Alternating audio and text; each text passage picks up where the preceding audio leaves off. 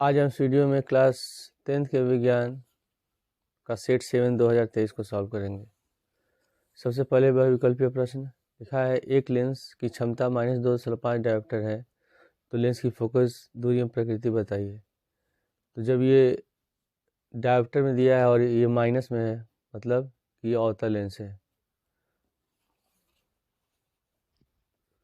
तो लेंस की क्षमता का सूत्र होता है P बराबर 1/f, और कब होता है, ये मीटर में होता है, जब फोकस दूरी मीटर में हो। तो और एक होता है P बराबर 100/f, जब फोकस दूरी किस में हो, सेंटीमीटर में। तो इसमें आंसर सेंटीमीटर में दिया है। तो P है -2.5 डायोप्टर, -2.5 डायोप्टर बराबर इस ये वाला फॉर्मूला यूज़ करेंगे 100/f। f का मान निकालना है तो f को लाएंगे बाएं साइड, तो f बराबर हो जाएगा -100/2.5। एक अंक में दशमलव है, अगर दशमलव हटाते हैं तो जाएगा -100/25/10, ये 10 चला जाएगा ऊपर, तो 100 × 10/25 माइनस होगा तो 25 चौके 100, -40 सेंटीमीटर। तो माइनस में आ रहा है, मतलब लेंस अवतल है। तो आंसर कौन सा हो जाएगा, पहला का है 40 सेंटीमीटर अवतल। दूसरा क्वेश्चन, यदि विद्युत शक्ति P तथा प्रतिरोध R में व्यक्त हो तो विद्युत धारा व्यक्त होती है।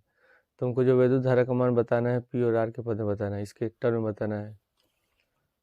तो सूत्र होता है P बराबर VI, ठीक है। और हम जानते हैं ओम के नियम से V बराबर होता है IR या RI। तो हम इसमें V का मान रख देंगे IR या RI लिख देते हैं, RI × I। तो P बराबर हो जाएगा RI²। तो विद्युत धारा का मान निकालना है तो R को लाएंगे बाएं साइड, तो हो गया P/R बराबर I²। जब स्क्वायर हटाएंगे तो इधर क्या हो जाएगा, वर्ग अंडर रूट हो जाएगा, तो I बराबर √P/R हो गया इस क्वेश्चन का आंसर। तो सेकंड का आंसर होगा D, I बराबर P/R। इसके बाद दिया है थर्ड में कि अब प्रकाश की चाल माध्यम 1 और माध्यम 2 क्रमशः V1 V2 है, तो माध्यम 1 का अपर्तनांक माध्यम 2 के सापेक्ष। तो जिस माध्यम के सापेक्ष पूछता है उसको हमेशा हम नीचे लिखते हैं, हर में लिखते हैं, डिनोमिनेटर में। इसमें दिया है कि माध्यम 1 का अपर्तनांक माध्यम 2 के सापेक्ष, तो हो जाएगा V1/V2। अगर पूछता कि माध्यम 2 का अपर्तनांक 1 के सापेक्ष, तो हो जाता है V2/V1। तो थर्ड का आंसर हो जाएगा A। इसके बाद है अगला, इनमें से कौन सा कथन सत्य है। पहले दिया चुंबकीय क्षेत्र रेखाएं चुंबक के उत्तरी ध्रुव से प्रकट होती हैं, ये भी सत्य है। फिर चुंबकीय क्षेत्र रेखाएं चुंबक के भीतर दक्षिणी ध्रुव से उत्तर ध्रुव की ओर होती हैं। इसके बाद दिया है कि चुंबकीय क्षेत्र रेखाएं परस्पर एक दूसरे को प्रतिच्छेद करती हैं। तो जो चुंबकीय क्षेत्र रेखाएं होती हैं वो एक दूसरे के समांतर होती हैं और कभी एक दूसरे को काटती नहीं हैं। तो इसका आंसर क्या होगा, C होगा, और बाकी के जो ऑप्शन है वो सही है। इसके बाद पांचवा दिया है कि इनमें से किस दर्पण की दृष्टि क्षेत्र अधिकतम होती है। जो उत्तल दर्पण होता है इसकी दृष्टि क्षेत्र अधिकतम होती है, इसी कारण इसका प्रयोग हम करते हैं। जितने भी वाहन होते हैं उसमें पीछे का जो इमेज होता है वो प्रतिबिंब देखने के लिए प्रयोग किया जाता है पश्च दर्पण के रूप में। छठा क्वेश्चन है, R व 2R ओम के प्रतिरोधों को श्रेणी क्रम में जोड़ने पर कुल प्रतिरोध R1 तथा समांतर क्रम में जोड़ने पर R2 है। तो बताना है कि दोनों का अनुपात क्या होगा। दो प्रतिरोध हैं R तथा 2R, जब दोनों को श्रेणी क्रम में जोड़ते हैं तो तुल्य प्रतिरोध है R1, तो R1 बराबर हो जाएगा R + 2R, दोनों को जोड़ेंगे 3R। और जब समांतर क्रम में जोड़ा जाता है तुल्य प्रतिरोध R2 है, तो 1/R2 बराबर लिखेंगे 1/R + 1/2R। 1/R2 बराबर दोनों कैल्शियम हो गया 2R, यहाँ हो जाएगा 2 + 1, दोनों कैल्शियम 2R हो गया। और R से R को भाग देंगे तो 2 आएगा, तो यहाँ 2 लिख देंगे, 2 1 कम 2, इसे एक बार में कटेगा तो 1 हो गया। तो 1/R2 बराबर 2 1 3/2R। तो R2 बराबर कितना हो जाएगा, 2R/3। अब हमको दोनों का अनुपात बताना है, यानी कि R1/R2 कितना होगा। तो R1 हम लोग का निकला है 3R और R2 है 2R/3, तो लिख देंगे 2R/3। ये 3 ऊपर चला जाएगा तो 3R × 3/2R, R से R कट गया तो 3 3 के 9/2। तो छठवें का आंसर हो जाएगा B 9/2। इसके बाद 7वां क्वेश्चन, धारावाही वृत्ताकार कुंडली में फेरों की संख्या n गुना बढ़ाने पर कुंडली के केंद्र पर चुंबकीय क्षेत्र। तो जब कुंडली में जितने ही ज़्यादा फेरों की संख्या होगी, चुंबकीय क्षेत्र उतना ही ज़्यादा बढ़ता है। तो अगर हम n गुना बढ़ा रहे हैं तो कुंडली में फेरों की संख्या, तो चुंबकीय क्षेत्र भी कितना बढ़ेगा, n गुना बढ़ेगा। इसके बाद अगला क्वेश्चन है केमिस्ट्री से। इसमें लिखा हुआ CH3CH2OH का आईपीएसी नाम क्या है? इसमें 2 कार्बन है, इसका मतलब एथेन है, और OH लिखा है, मतलब ये अल्कोहल का ग्रुप है। तो कौन सा हो जाएगा, ये होगा एथेनॉल। इसके बाद 9 में दिया है कि निम्नलिखित में कौन सा एक दहन अभिक्रिया। दहन अभिक्रिया में क्या होता है, ऊष्मा उत्पन्न होता है और प्रकाश उत्पन्न होता है। तो इसमें से ये पहले वाला अभिक्रिया भी दहन अभिक्रिया नहीं है, तो ये अभिक्रिया तो सूर्य के प्रकाश में हो रही है, तो ये भी दहन अभिक्रिया नहीं है। जो सी वाला क्वेश्चन है, ये दहन अभिक्रिया। जब हम मीथेन को ऑक्सीजन की उपस्थिति में जलाते हैं तो कार्बन डाइऑक्साइड गैस बनता है, जलवाष्प बनता है और उसमें और प्रकाश उत्पन्न होता है। इसके बाद 10वां क्वेश्चन हमारे सिलेबस में नहीं है। 11वां दिया है कि प्लास्टर ऑफ पेरिस का रासायनिक सूत्र क्या होता है। तो जो प्लास्टर ऑफ पेरिस का रासायनिक सूत्र होता है वो CaSO4 ½ इसको हम पढ़ते हैं calcium hydrate, calcium sulphate hemihydrate. ये है प्लास्टर ऑफ पेरिस का रासायनिक सूत्र, ये होता है जिप्सम का रासायनिक सूत्र। इसके बाद है 12वां में शुद्ध जल का pH मान होता है। तो शुद्ध जल का pH मान 7 होता है। एल्डिहाइड का प्रकार्यात्मक समूह बताना है। तो एल्डिहाइड का प्रकार्यात्मक समूह होता है CHO। ये है अल्कोहल का प्रकार्यात्मक समूह है। तो 13 का हो जाएगा B, ये होगा CHO। और ये जो दिया हुआ है ये कीटोन का होता है, और ये किसका है, ये होगा एसिटिक अम्ल का होता है, जो कार्बोक्सिल समूह होता है, इसको हम कहते हैं। इसके बाद है बताना 14 निम्नलिखित में कौन सा उत्पादक है। उत्पादक कहते हैं जो अपना भोजन खुद बनाता हो। तो चिड़िया भी अपना भोजन नहीं बनाती है खुद, जंगली जानवर भी नहीं बनाते हैं, पालतू जानवर भी बनाते हैं। कौन से बनाते हैं, हरे पौधे बनाते हैं। इसके बाद 15वां में दिया है कि मटर के लंबे पौधे टीटी और बौने पौधे स्मॉल टीटी के मध्य क्रॉस कराने पर प्रथम संतति पीढ़ी मिलेंगे। ठीक है, तो इसका आंसर क्या हो जाएगा, कैसे पौधे होंगे, सभी लंबे पौधे होंगे। फिर 16वां दिया है कि निम्नलिखित में कौन सा जोड़ा प्रकाश संश्लेषण की अभिक्रिया में प्रयोग किया जाता है। तो कार्बन डाइऑक्साइड और ऑक्सीजन ही। कार्बन डाइऑक्साइड जो होता है वो प्रकाश संश्लेषण में यूज़ करते हैं, लेकिन प्रकाश संश्लेषण के बाद ऑक्सीजन बनता है, जल और ऑक्सीजन भी नहीं होगा। तो आंसर क्या हो जाएगा, सी होगा। जल और कार्बन डाइऑक्साइड का प्रयोग हम लोग करते हैं प्रकाश संश्लेषण, हम लोग नहीं करते हैं, पेड़ पौधे करते हैं। उसके बाद क्वेश्चन नंबर 17 है, समान एक लिंगी नर पुष्प में नहीं पाया जाता है। जो समान एक लिंगी नर पुष्प होता है उसमें पुंकेसर नहीं पाया जाता है। ठीक है, उसके बाद 18वां इंसुलिन स्रावित होता है।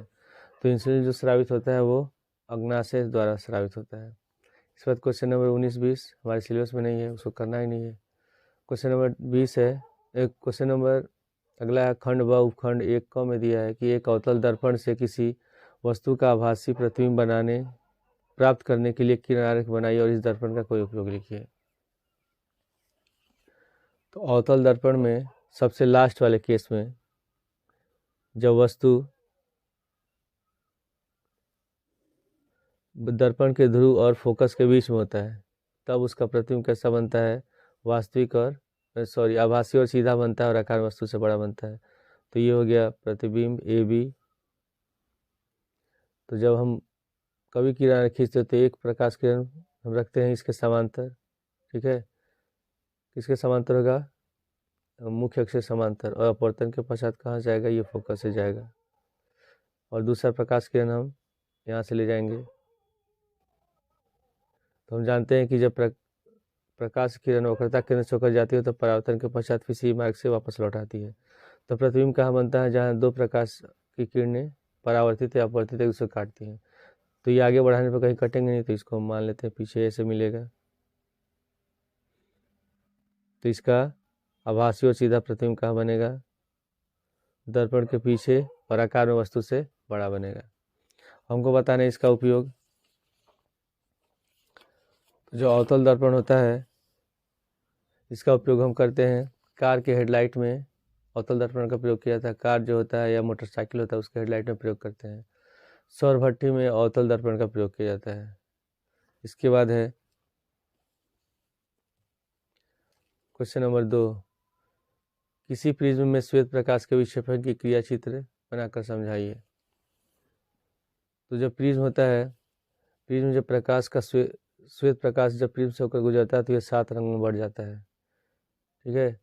और ये जब हम एक पर्दे पर प्राप्त करते हैं तो इसमें 7 रंग दिखाई देते हैं, जिसको हम स्पेक्ट्रम कहते हैं। तो सबसे नीचे बैगनी होता है, फिर जामुनी है, फिर नीला, हरा, पीला, नारंगी, लाल, और इसको हम अंग्रेजी में कहते हैं विबग्योर कहते हैं। तो जब कोई श्वेत प्रकाश किरण को प्रिज्म से होकर गुजारा जाता है तो यह प्रकाश किरण 7 रंगों में विभाजित हो जाती है। प्रकाश का 7 रंगों में विभाजित होना प्रकाश का विक्षेपण या वर्ण विक्षेपण कहलाता है। श्वेत प्रकाश के विक्षेपण में 7 रंगों में क्रम होता है। नीचे से ऊपर की ओर पहले बैगनी होगा, फिर जामुनी है, फिर नीला, हरा, पीला, नारंगी और लाल है। इन रंगों को हम कहते हैं, याद करने के लिए क्या लिखते हैं, विबग्योर में इसे याद रखते हैं। बैगनी रंग का विक्षेपण सबसे अधिक होता है तथा लाल रंग का सबसे कम होता है। तो जो विबग्योर होता है, ऐसे हम लिखते हैं विबग्योर। तो वी से होता है वायलेट, बैगनी, फिर आई से इंडिगो होता है, फिर बी से होता है ब्लू, जी से होता है ग्रीन, वाई से होता है येलो, ठीक है, ओ से हो जाएगा ऑरेंज, और आर से होता है रेड। तो इस तरह हम याद रखते हैं इसको विबग्योर से। इसके बाद है अगला क्वेश्चन है, ओम का नियम क्या है, वैद्युत परिपथ की सहायता से नियम का सत्यापन को समझाइए। जो ओम का नियम होता है, ओम का नियम है कि जब किसी चालक की भौतिक अवस्थाएं समान रहें तो चालक में प्रवाहित होने वाली धारा उसके सिरों के बीच विभवांतर के समानुपाती होता है।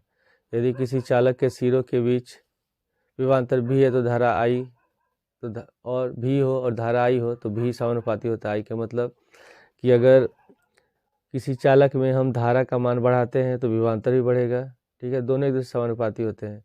अगर भी बढ़ रहा है तो आई भी बढ़ेगा, आई बढ़ेगा तो भी बढ़ेगा। जब हम इसको हटाते हैं, ये समानुपाती नियतांक होता है, जब इसको हटाते हैं तो उसके जगह कोई ना कोई नियतांक लिखते हैं। तो भी बराबर हो जाएगा आर आई, जहाँ आर क्या है, चालक का प्रतिरोध है। जब हम विभवांतर तथा धारा के बीच ग्राफ खींचते हैं तो यह एक सरल रेखा बनता है। इससे स्पष्ट होता है कि विभवांतर तथा धारा समानुपाती होते हैं। तो ओम का नियम का सत्यापन के लिए क्या करते हैं, हम विभवांतर और धारा के बीच ग्राफ खींचते हैं, और ग्राफ खींचकर जब हम ग्राफ बनाते हैं तो बिल्कुल ऐसे सरल रेखा आता है, जिससे ये पता चलता है कि दोनों एक दूसरे के समानुपाती हैं। तो ओम के नियम में हम क्या करते हैं, चित्र के अनुसार जितने भी इसमें कुंजी है, बैटरी है, धारा नियंत्रक, प्रतिरोध, आममीटर, वोल्टमीटर, सबको हम जोड़ लेते हैं। और जोड़ने के बाद हम इसमें जो धारा नियंत्रक है, धारा नियंत्रक से धारा का मान घटाते बढ़ाते हैं, और जब धारा का मान बढ़ाएंगे तब इसमें आममीटर और वोल्टमीटर में जो रीडिंग होगा पाठ्यांक उसको नोट कर लेते हैं। फिर से इसी तरह धारा का मान घटाते बढ़ाते हैं, और हर केस में इन दोनों में रीडिंग नोट करते जाते हैं। और फिर हम क्या करते हैं, धारा को वाई अक्ष पर लिखते हैं और विभवांतर को एक्स अक्ष पर, और जब दोनों के बीच ग्राफ खींचते हैं तो ग्राफ ऐसे मिलता है, सीधा सरल रेखा। तो जिससे ये स्पष्ट होता है कि जो ओम के नियम में लिखा है कि विभवांतर और धारा समानुपाती हो, तो इससे स्पष्ट होता है कि दोनों समानुपाती हैं, और इसी प्रकार हम ओम के नियम का सत्यापन करते हैं। तो ओम के नियम का सत्यापन के लिए लिखेंगे, इसके लिए सबसे पहले हम परिपथ बनाते हैं तथा चित्र के अनुसार एक बैटरी, कुंजी, अमीटर, प्रतिरोध, धारा नियंत्रक तथा वोल्टमीटर लगा देते हैं। परिपथ में लगे धारा नियंत्रक का मान धारा को घटाना या बढ़ाना होता है। परिपथ में लगे धारा नियंत्रक द्वारा परिपथ में बहने वाली धारा का मान बदलकर अमीटर तथा वोल्टमीटर का पाठ्यांक लिख लेते हैं। अब विभवांतर को एक्स अक्ष पर तथा धारा को वाई अक्ष पर लेकर ग्राफ खींचते हैं तो ग्राफ सरल रेखा आता है, ठीक है। तो यदि यह सरल रेखा आता है तो ओम के नियम का यह सत्यापन करता है। इसके बाद है फिर अगला क्वेश्चन दिया है, ये तो हम लोग हमारे सिलेबस में है ही नहीं। अथवा हम दिया है कि किसी परिनालिका में प्रवाहित विद्युत धारा के कारण उत्पन्न चुंबकीय क्षेत्र को चित्र द्वारा समझाइए।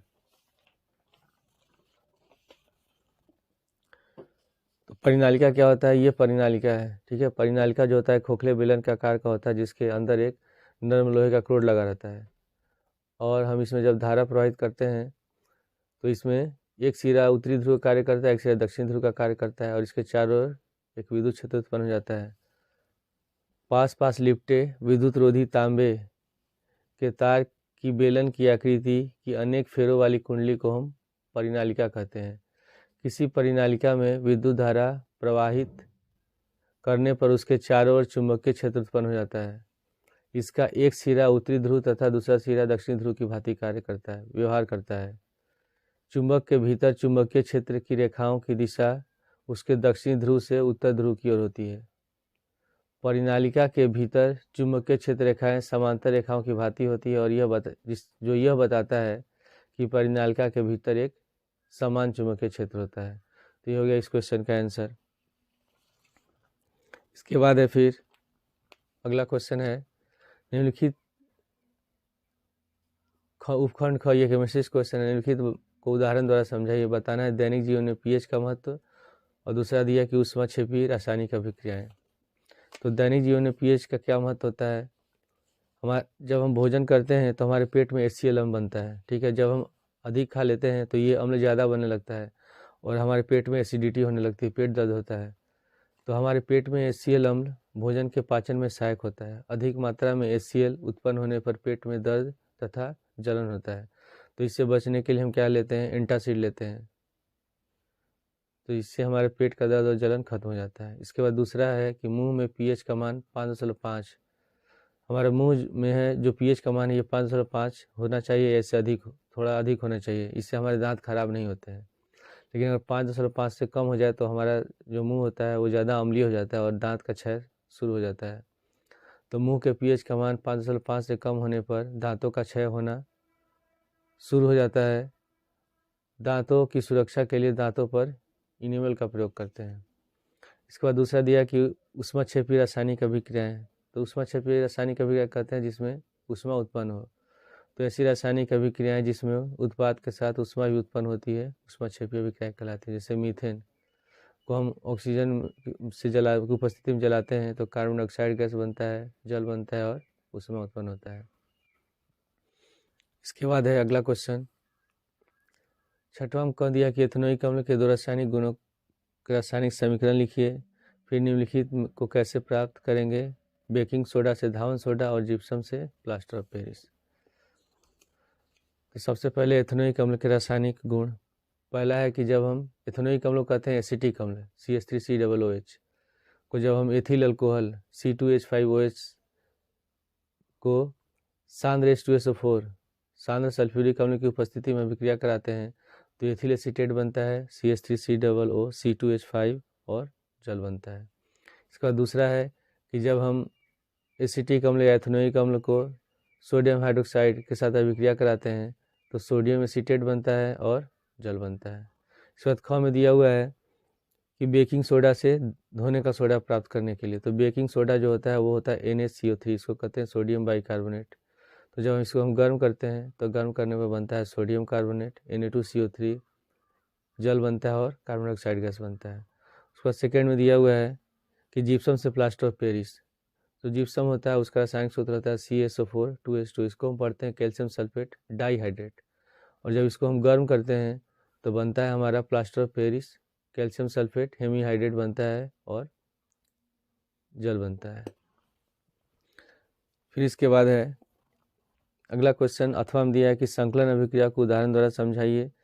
सिनेबार से मरकरी प्राप्त करने का रासायनिक समीकरण लिखिए।